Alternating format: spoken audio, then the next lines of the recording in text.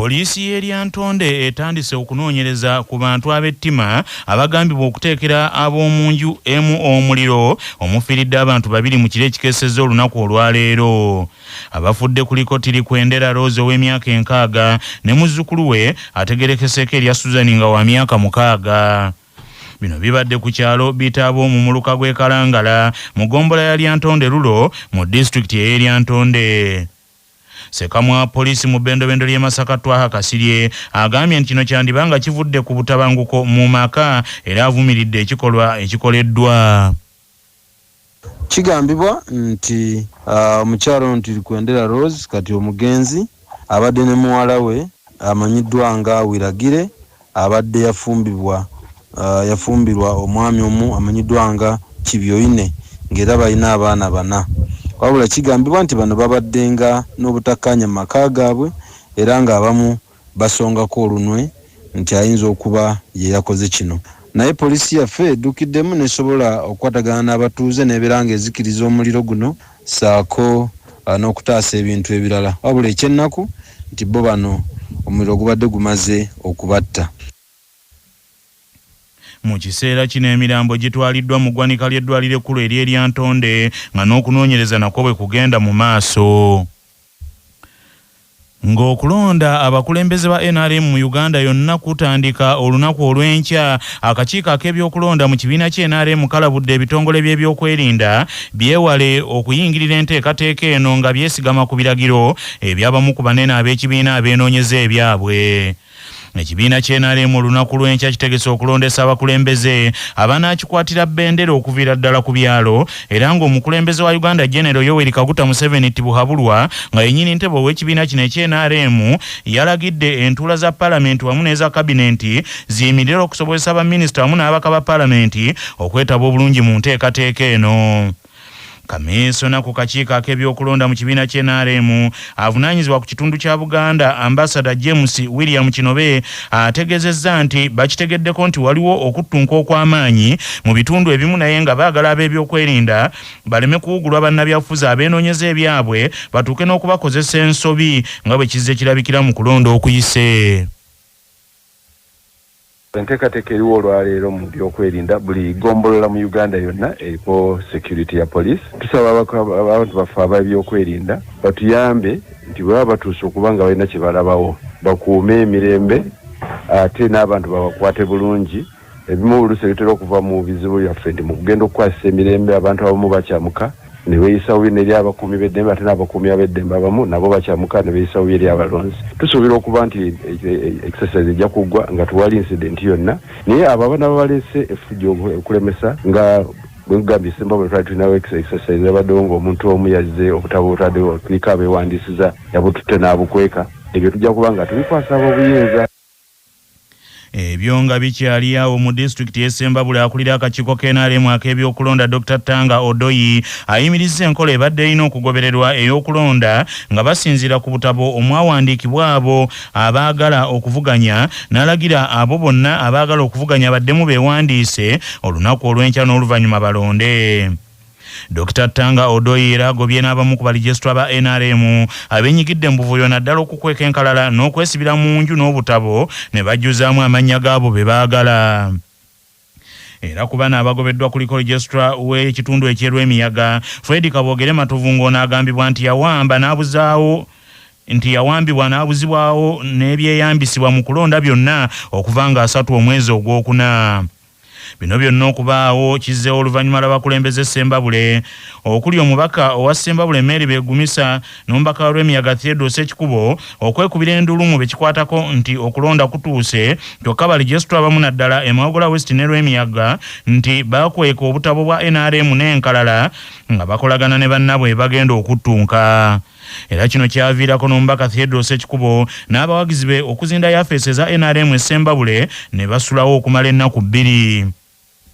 Kaakano mu lukiiko lw'abakulembeze bonna n'abo abasuubira okuvuganya ku bifo eby'enjawulo olwabadde ku kitebe kya disitulikiti ne luggwa eyo mu kiro nga lukubirizibwa kaminsona ow'akakiiko ak'ebyokulonda Ambassador James Williams Kinobe basazeewo nti okuleetawo emirembe okulonda tekugenda kuyimirira lunaku olw'enkya ng'abamu bwe babadde basabye wabula bagenda kubeerawo nga bataddewo ebigobererwa ng'ebyokugoberera obutabo byo biyimiriziddwa. Ambassador James William kino bagambye nti kaakano ekirina okukolebwa mu kulonda kuno ku ssaawa 4 ez'okumakya wakubeerawo bbalaza oba olukiiko lw'ekyalo abaagala okuvuganya baddemu buto okwewandiisa olwo ku ssaawa 6 bonna beetabe mu kulonda. Omubaka Mmere Beegumisa agambye nti musanyufu n'ekisaliddwawo era akoowodde bonna ababadde baweddemu amaanyi olw'obuvuyo nti baveeyo beetabe mu kulonda kuno. Waliwo ne ba registrars betukkaanyiza bo baviire ddala mu kalulu kano. Abo bennyini be mumanyi ate bonna bava mu Mawogola West. Abo baveemu batuwa abalalo babava Mijwala babava Kawanda babava Komansimbi. Gavumenti etusuubiza obukuumi mu district yonna era tukkiriza Katonda NRM tugenda kuvayo n'obululu bungi. Ate ye omubaka Theodore Sekikubo ono nga yabadde asabye akakiiko k'ebyokulonda n'ab'ebyokwerinda basooke baggalire munnamagye Brigadier General Fenas Katirima olw'okuwamba Registrar Fred Kabogere Matovu n'amukweka mu maka ge. Kyokka bino General Fenas Katirima yabiwakanyizza. Ate nga ne Registrar eyabadde abulina kitegeerekese kati nti no mwami Fred Matovu General Phineas Katirima ategeezezza olukiiko nti yabadde mulwadde ekinoni naye bw'abeera omulwadde ekinoni mu district y'Ekiruhura nti yagenze n'amukukunula n'amuleeta naye ekino teriyo ddwaliro lyonna. Toyinza kuleka health center for Muntuusi, health center for Musembabule n'odduka nti ne bakujja mu kakirinika ne bajingirira n'ebiwandiiko by'eddwaliro. Naye nze ndowooza eyandibadde asooka mu kkomera ye General Phineas Katirima. Wabula ye munnamagye General Manuel Lwasande naye yalangirira edda nti agenda kuvuganya Theodore Sekikubo. Agambye nti ekyokulonda abantu bonna kimusanyusizza era nabo nti kye babadde baagala. Kyetulwanirira wano is not our interest. Interests are individuals. Interests z'ekibiina kyaffe kya NRM kibadde kigenda nga kifa especially mu Rwemiyaga n'ebitundu ebirala mu Sembabwe. N'olwekyo kati bwe tuba nga tugenda kukola ekintu kino kituweera ddala omukisa nga NRM ogenda ffenna okuvaayo nga tumaze obululu buno. Mukatundu kaffe nze nga bwe ndaba tukuleetera abantu abagundiivu nga baddamu ebibuuzo ku nsonga ezisiiwa bannayuganda. Fred Mukasambidde eyaliko omukiise wa Uganda mu Parliament ey'omukago ogw'obuvanjuba bwa Afrika era nga ye mumyuka wa President General wa Democratic Party yeewuunyisizza abantu bwe yakubye enkyukira n'alangirira nti agenda kukulembera mu kaweefube owa Norbert Mao okuddamu okulondebwa ng'omukulembeze w'ekibiina ekya DP mu ttabamiruka ajja ng'agamba nti olwo olukadde lwe lumanya buli nsonda. Fred Mukasambidde mabega kabadde ayogerera Norbert Mao amafuukuule olw'okukajjala ku bwa minisita mu gavumenti y'NRM ekibiina kyabwe ekya DP gye kiwakanya kyokka nti ng'endagaano ya DP n'NRM yafunira obwa minisita ate n'etateekebwa mu nkola n'etunulirwa kizimuzimu omugole kyatunuulira ettooke etto. Mu katundu kaffe kanaka nze nga bwe ndaba tukuleetedde Fred Mukasambidde ng'anukula ebibuuzo ebibuuziddwa Joseph Lukyamuzi ku nsonga zino wamu n'ensonga endala ezikwata ku kibiina ekya Democratic Party. Wali oyogerera Honorable Mao amafuukuule ki ekyabaddewo okubeera nti ate kati waddiŋŋanye oba wazzeemu okolagana naye? Enjawukana zange naye si za bukulembeze za kyakolebwa abakulembeze.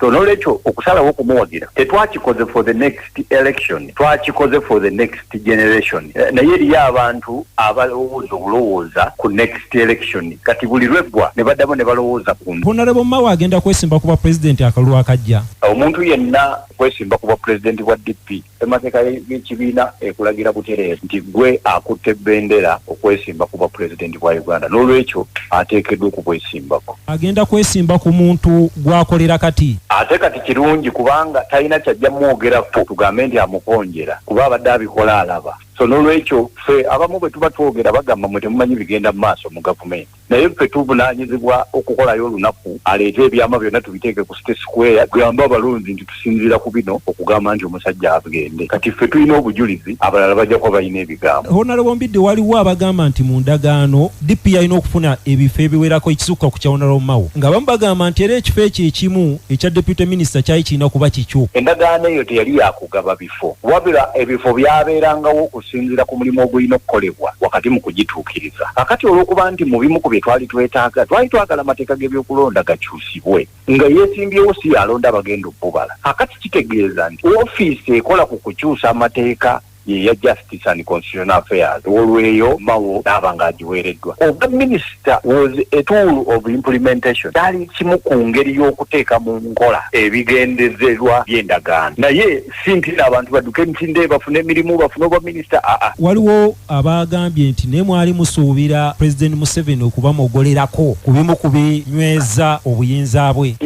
Akati okosi kumogola kuli awo naye ffe kye twali tuteekeddwa okukola singa endagaano yateekebwa mu nkola kwali kuteesa ku ngeri ki President wa Uganda gy'avaako mu mirembe peaceful transition. Era mujjukira nti bwe nali ndeeta ekiteeso ekyo nti tugigobe nga ndaga nti waali walina okubaawo entuula nnya buli mwaka. Mwezi entuula twandibadde tufunirawo n'ennaku z'omwezi President lw'afiirako, naye olw'okuba tezaatuula kitegeeza nti olw'amalo giteekako omukono ate n'agyekweka olwo President waffe kyasigala nga alinga aweereza gavumenti. Naye Honorable Mawo akyali minisita kwegamba ensi kigyewuunyisa nti mulaga nti endagaano mugivaamu naye ate teetegese ku resigning oba kulekulira alinda mugoba bugobi. Kakati katumalirize kubanga bw'oba onaakuba oluta okuba olwo lwokka olw'enkanankana n'obuwanvu bw'okugulu oyinza okuba. Ffe bwe tunaabanga endagaano tugivuddemu omuntu yenna ajja kuba avunaanyizibwa okusalawo ku bintu bibiri: okubeera pulezidenti w'ekibiina oba okusigala nga minisita mu gavumenti. N'olwekyo tetwetaaga kubuuka nnyo, twetaaga tutambula mpola ekyamazima buli wamu tujja kutuukawo. Era ge magezi gempa abantu baffe temubuguma kye tutandise tumanyi bwe tujja okkimaliriza. Tosobola kukkiriza kumera linnyo liwanvu nga tolina mu magunaalibikkako.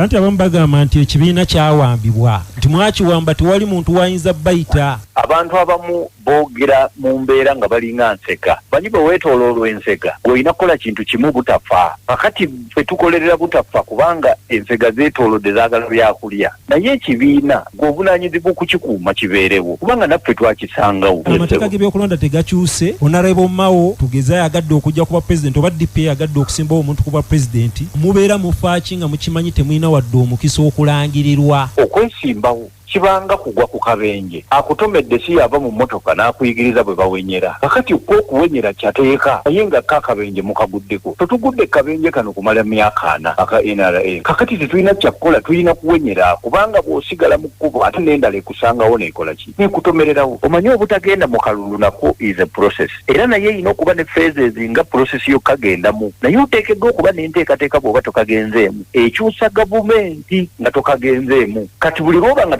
tunuulidde kitegeeza otunuulidde kwesimbawo. Weetaaga tutuule tukolere wamu tuve mu maanyi ameemanye awo tulyoke tukole okusinga okuvunaana ekibiina kimu oba ekirala. Lwaki buli kiseera kiremye okubaawo okolagana kw'oludda oluvuganya? Ekisooka tulina amaanyi ameemanye. Kakati buli kibiina ekiseera okusussa ku babaka kirabira ddala bano abatalina babaka bangi ng'abatalina mugaso ng'abatono ng'abampi kwega tubanga obumbuti naye ng'akamu kagamba ke kasinga ku kannaako obuwanvu. Ensonga ey'okubiri yengeri ate bwe tuvuganya gyazannyamu omuzannyo nga ye yennyini atubeeramu nga tetumanyi. Kati ye naaba nga muffe mulimu n'obugologoosi nga tubalaba ng'abantu naye nga bugologoosi ye yasika waya. Nze waliwo ekisinga okunsesa. Nfunye ebintu bingi ebikwata ku intelligence ya Uganda ng'omusajja munnabyabufuzi amanyi ekyokukola. Naye ate abantu abatera okusonga mu bantu nti oyo akolera NRM ate bennyini bakozi ba NRM. In fact balinga ababbi b'obusimu bano ab'omu Kampala nti agenda n'akusikako akasimu ate ye mugenda mu mugoba ye yaleekaana nti omubbi. Kati baatuukako bonna bo balowooza yagoba omugumbe ye mubbi yennyini. Obulamu bwe bugagga kutuusibwako ekitongole ky'ebyobulamu ekikubiriza buli muzadde okutwala omwana we agemebwa omusujja gw'ensiri. Mu kugema gavumenti kweteekateeka okw'omwezi gw'okuna eddagala eppya erigema omusujja gw'ensiri lye rigenda okweyambisibwanga okutaasa abaana baffe babeere n'obulamu obweyagaza. Dokita omutendeke Kintu Faiza agamba nti tewali kirungi ng'abazadde kugemesa baana baabwe musujja gwa nsiri. Nyongera okukubiriza bazadde bannange okutwala abaana okubagema okulabika nti abaana bano batangirwa endwadde zinnamutta. Mu ndwadde zinnamutta n'obulwadde bw'omusujja gw'ensiri mwebuli. Twafunye vaccines ezikozesebwa okugema omusujja gw'ensiri mu baana abali wansi w'emyaka 5. amawulire g'ebyemizannyo mu mawulire gaffe agakyabasafama gakutuusibwako Sedika Real Estate abatunda n'okugula ettaka ku nguudo ez'enjawulo mu Uganda yonna. Basangibwa ku Galuleba Building ewa Kiso. Essimu noti 7 noti 2 339 377 nga bali wamu ne Light High School Esseguku Katale. Abeegulidde erinnya mu kuyisiza waggulu abaana mu Arts ne Sciences lyadde ne boarding ery'abawala n'abalenzi. Saako pikipiki Honda 2025 ne 1010 SC nkola ya mu Japan. Empya ttuku ogifuna ku kibanja mpola Erugogo opposite ne DHL oba mu Ndeeba opposite Equity Bank. Oluvannyuma lw'empaka z'ebika by'Abaganda ez'omupiira ogw'ebigere okuggulwawo ku Lwomukaaga, empaka zino zigenda kuddamu okubumbujja okwosa enkya ku Lwokusatu nga 7 n'emipiira egy'okusunsulamu ku mutendera gwa preliminary. Bazzukulu ba Kyeyu n'Emirembe ab'Ennyonyi Nakinsige bagenda kuttunka n'oluli olulangira. Bazzukulu ba Ssessanga Mukala ab'Enjovu, Bazuzumbe ne bazzukulu ba Bambaga ab'Entalaganya, ate bazzukulu ba Kafumu ab'Akayozi batunke ne bazzukulu ba Kalamazi Nsereko Namwama ab'Ekkobe, nga bo bazzukulu ba Woya ab'Amazzi g'Ekisasi bagenda kuzuuzumba ne bazzukulu ba Nakigoya ab'Ekinyomo, ng'emipiira gino gya kuzannyibwa mu kisaawe ekya Kibuli Secondary. Mu ngeri y'emu bazzukulu ba Kijje ab'Empeewo bagenda kwatika ne bazzukulu ba Kibondwe ab'Ensuma, ate bazzukulu ba Kanyana ab'Engabye Ennyunga bazanye ne bazzukulu ba Muyingo ab'Omusu, bazzukulu ba Maweesaano ab'Aŋŋaali bazanye ne bazzukulu ba Ntege Walusimbi ab'Effumbe, olwo bo bazzukulu ba Namugera Kakeeta ab'Omutima bazanye ne bazzukulu ba Senkusu ab'Enkusu, nga gyo gino gigenda kuzanyirwa mu kisaawe ekya Kibuli Secondary. Ab'Engabye Ennyunga be baguddewo empaka zino nga battunka ne bazzukulu ba Kabazza ab'Akasimba mu kisaawe Wankulukuku, era ttiimu zombiriri zaagudde maliri ga ggoolo 1-1.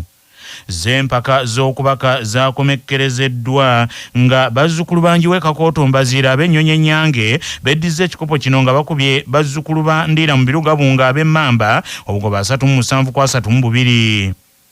Bazzukulu ba Lule Kasujja Kyesimba ab'Engeye be bakutte ekifo ekyokusatu. Mu katundu kuno kwe kwaffe n'ennono ezaffe eza wano.